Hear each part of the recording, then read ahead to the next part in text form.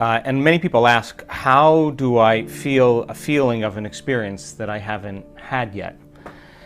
Well, think about this. The number one feeling that we feel when our life begins to change, or we begin to have feedback from our environment that what we're doing inside of us is producing an effect outside of us, the most common emotion that we feel is a love for life, a joy for existence, grateful, a real deep sense of gratitude.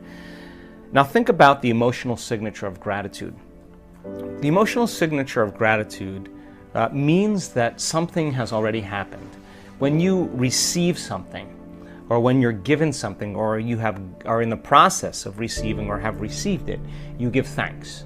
So the moment you start feeling this emotion of appreciation and thankfulness, you will automatically say thank you, which means I've just received something. I'm acknowledging that I'm receiving it from you.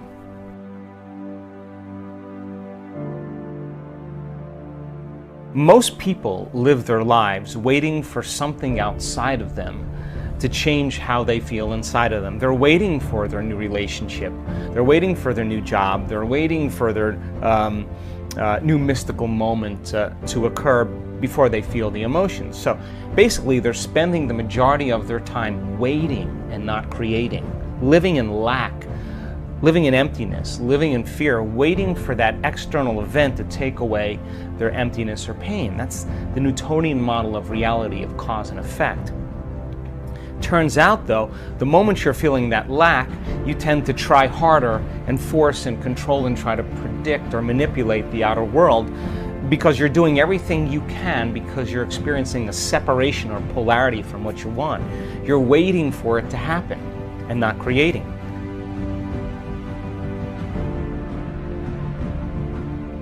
When you combine a clear intention with an elevated emotion, a heart-centered emotion, not the emotions of survival that are anger and hostility and aggression and competition, or hatred, or envy or jealousy or insecurity or fear or anxiety or pain or suffering or guilt or shame. Those are derived from the hormones of stress. An elevated emotion is a heart-centered emotion. And a heart-centered emotion lacks polarity. This is the center of oneness. This is the center of wholeness. This is the union of opposites. This is our connection, our bridge to the quantum field. This is where we connect.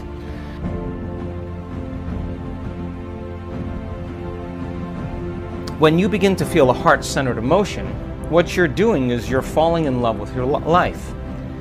So your body is your unconscious mind. It does not know the difference between an experience that creates an emotion and an emotion that you're creating by thought alone. Your body is believing it's living in that future reality in the present moment. Now think about this. The latest research on genes says the environment signals the gene. Well, the end product of an experience in the environment is called an emotion. So when you begin to embrace the emotion ahead of the actual experience, you're signaling the gene ahead of the environment. And now you're beginning to instruct and select new genes that make new proteins. And proteins are responsible for the structure and function of your body. So you're literally becoming your dream. You're literally becoming it. So when you feel that emotion, you tend to be less interested in looking around outside of you of how it's going to happen. If you're walking around conditioning your body every day to feel that emotion, that you're in love with yourself and you're in love with life and you're worthy to receive and you're open and you're inspired and you're optimistic and you're enthusiastic and you're feeling that emotion, you feel like your future has already happened. So you're less likely to feel lack or separation.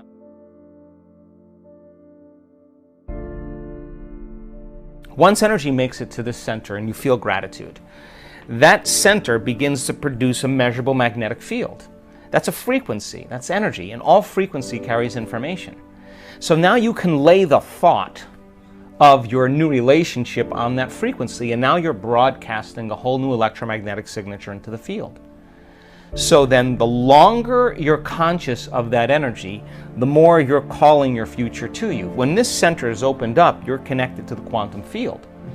So now you don't have to go anywhere to get it, to try to force it or control it or predict it. In fact, you're the magnet You're collapsing time and space, and the event is being drawn to you, and it comes in synchronicities and serendipities and coincidences, opportunities.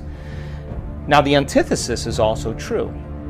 The moment you feel angry because you're in traffic, the moment you judge your coworker because all of a sudden they push an emotional button, the moment you feel sorry for yourself, victimized or self-pity, you're now emitting a different energy. In fact, you're back to the energy of your past, and you just disconnected from your future.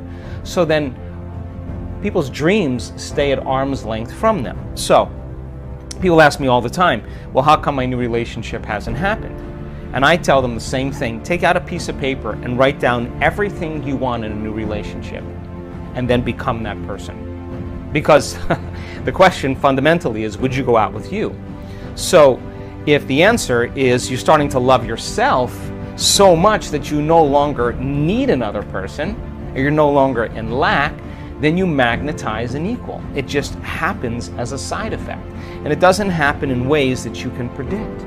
It happens in different ways. So the emotions of gratitude, appreciation, thankfulness, a love for life, a joy for existence, worthy to receive, inspired and enthusiastic to be alive, looking forward and in excitement and anticipation to the unknown, staying in that energy without analyzing.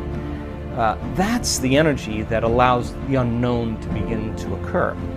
So what you're doing is you're teaching your body emotionally what that future feels like. And when you're in a state of gratitude, you're in the perfect state to receive the fruits of your efforts.